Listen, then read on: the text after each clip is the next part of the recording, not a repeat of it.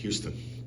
It kind of speaks for itself, right? Like you know what the type of fight you're getting into as you get in there. You guys have had some games where you've played them close. You've had some games where they've had their way. How do you approach it this time?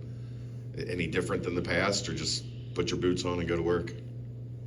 Yeah, I think their success speaks for itself. In the last the 4 years that I've competed against them, it speaks completely for itself, and it's not. Their success hasn't been exclusive to playing against Cincinnati. It's been against everybody in the country. I think they've won more games in the last 4 years than anybody in college basketball. So it speaks for itself. They second Big 12 title, regular season speaks for itself. We know how hard the league is. We just have to have a great prep and go down there and compete. And I think it's that simple. What makes their half-court defense and that entire unit so difficult to break down? Yeah, they're physical. They throw a lot of bodies at the ball. Their hands are very, very active. And, there's a lot of familiar faces, right? So it's guys that have been doing it there for a long time that understand their principles and their rotations. They obviously have a very principle-based defense. It's very consistent over a long period of time, but it's not just the principles, it's the way they bring them to life with their activity that I think is difficult for opponents. You mentioned before Coach Williams with your teams would take the buckets off and just practice going after the ball. Is that happened once, but yeah. Well, that's a mention. Yeah. I mean, is it? I don't even know how you prepare for these guys, and I'm just guessing what you do. It's a game in the Big 12.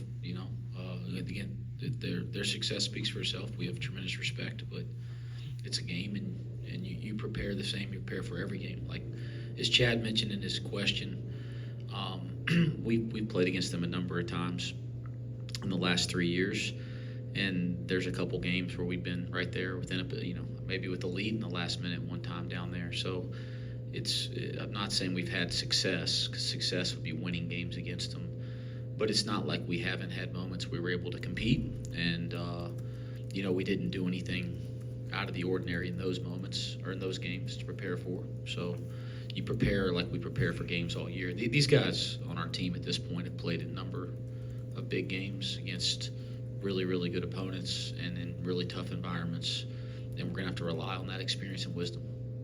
Has Dylan Mitchell, do you think, tapped into anything differently over the past few games with how efficient he's been and just his major impact at both ends? Yeah, I think it's probably the boring answer, but he's just consistently improving. Like I don't think that like in the last week he's a different guy. I think he just every week, every couple weeks, when you look back, he looks like he's just added something or found a little more confidence in a certain area of his game. And we've talked about that here, all year, that like he's a great player, but there's so much more in there, and getting out there, making mistakes, continuing to gain confidence in other areas that maybe he didn't have experience in as a college player. It's going to get better and better as the year goes on, and I think that's been the case. Like he just seems to get more comfortable in different spots on the floor, and he keeps improving. Seamouse played 17 minutes after missing 2 games. How did he feel the next day, or how is he feeling now after getting back to playing? Yeah, it didn't get worse, which that was one of the questions we had as a staff too, because he practiced the day before our game against Baylor. But day before the game in February, guys, we're not killing each other. As much as I'd love to go out there and practice like that every day, but he did. He practiced for an hour and 20 minutes or so going into the Baylor game, and made it through, which was a good sign. And then he, like you said, he played 17 minutes in a Big 12 game, and woke up the next day. And I don't think we've had any setbacks that I'm aware of as of now.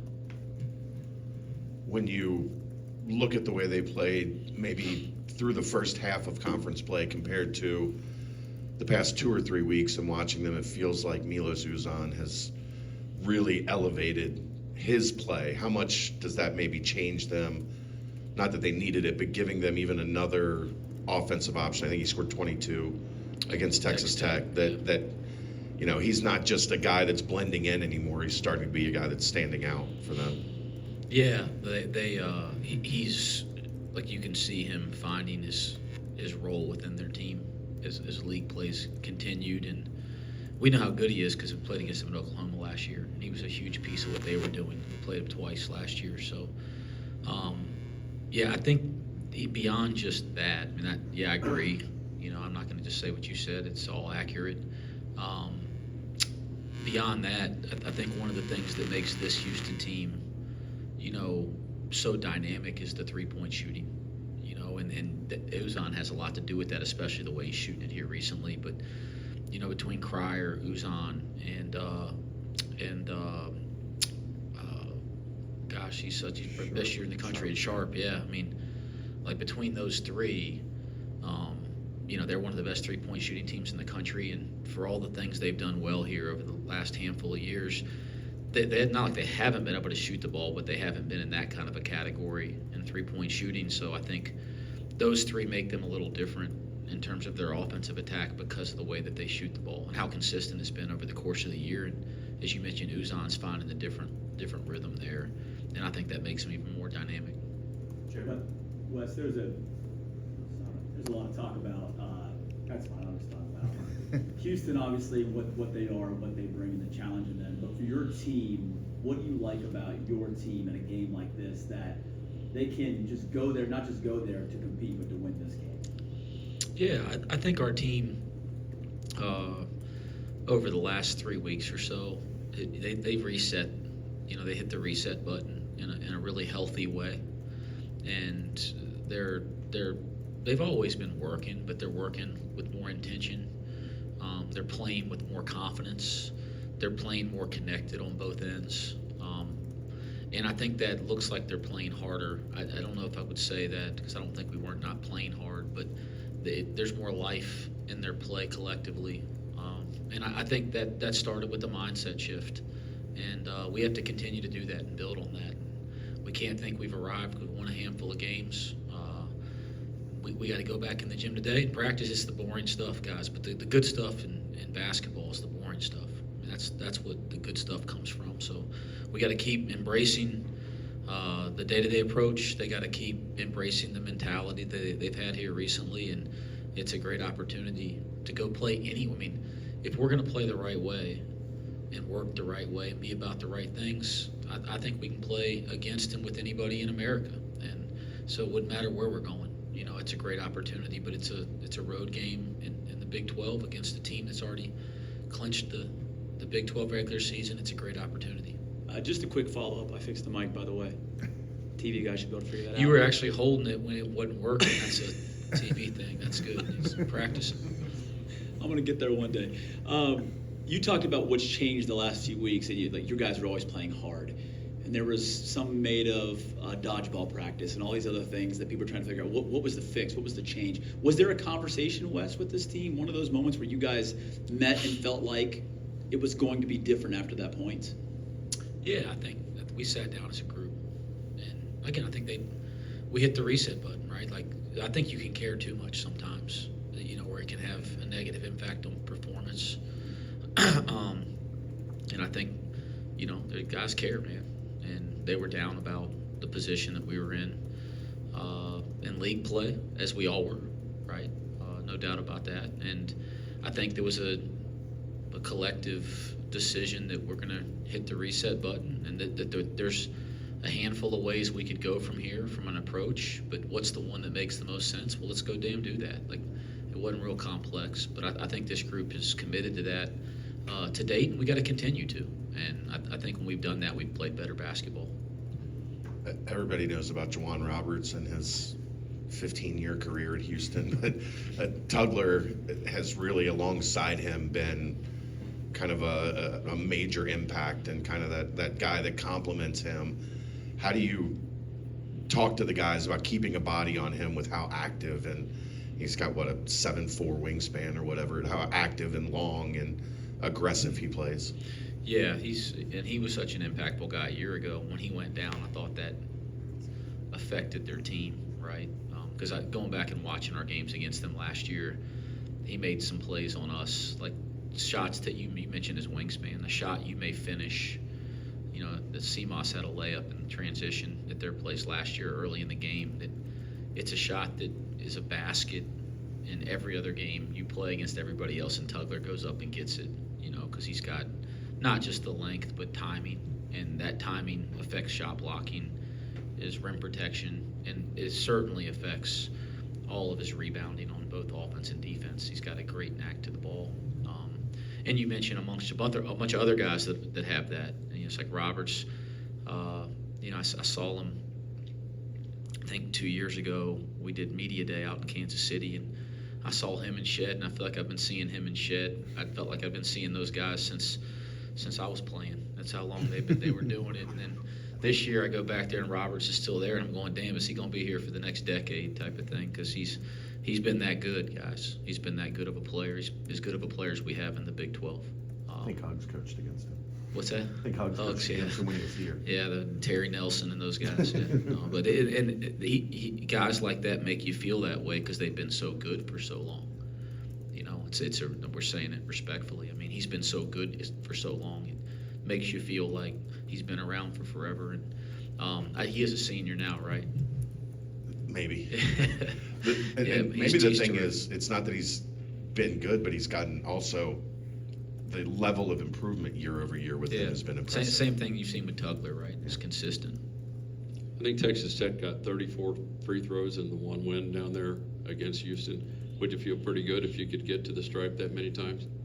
Yeah. If we can get to the free throw line 34 times, that'd be great. Josh Reed, just overall, was there a point this season in practice or just any kind of moment that made you really boost your confidence in thinking I can start running plays for him? He can be the guy that can fill in for an injured starter off the bench, or has it just been kind of a slow progression that's got him here? It's more slow. I think the honest answer is, Josh has consistently mentioned guys on the opposing team, consistent improvement. He's consistently improved here over the course of his time here. Like, it's been steady and consistent. He hasn't regressed. He on this year's team, the one thing over the course of the non-conference and early in the league was you just had confidence that if you put him in, he would be in the right places, add to your defense and your rebounding, because of his consistent improvement, his experience already. So he was in a position that, because of how he practices every day and the experience he has, that you feel really comfortable putting him in games. And the more he played, the better he did. Again, I said this, I think, after our last game. We grade every player defensively after every game. He's won the defensive award, had the best grades more than anybody on our team by 2. He's been that good defensively. And so it was the little things that earned him more playing time, like the reliable things. And then the more playing time, you see the confidence start to evolve, and that's the work that he's put in. He had a great summer. He was about as consistent this summer with his work ethic as anybody on our team. It's quiet. He's not broadcasting it, but he had a great summer, great work ethic, and now you start to see some of that skill set when he gets more opportunity. It's been kind of fun to see. When you talk about defensive grades, as much as you'd like to reveal, what kind of goes into that? What are the metrics or the points of emphasis that you guys as the staff put on game to game? Yeah, like we have all the different principles in our defense, and when they play their principles at a high level, they get marked with a good. When they make a mistake, they get marked with a bad. If it's kind of neither, they don't really get anything. And then there's some values that we really have defensively, things that we really value that maybe aren't a principle. When they do those things, excellent. So it's a good to bad ratio. We want guys to be 2 to 1. They can't win the award unless they're 2 to 1, and the best ratio wins. And Josh has won that award more than anybody on our team. Scott, last one. As a competitor, do you enjoy being the underdog, the challenge of it? I just enjoy competing. I think it's like there's so many, awesome parts to what I get to do for a living and my job. There's some hard parts too, but there's some awesome parts to it. And one of the things that's awesome is competing. So I don't think about this position or just the chance to go out and compete. That's to be able to still do that in your 40s, like it brings out the kid in you.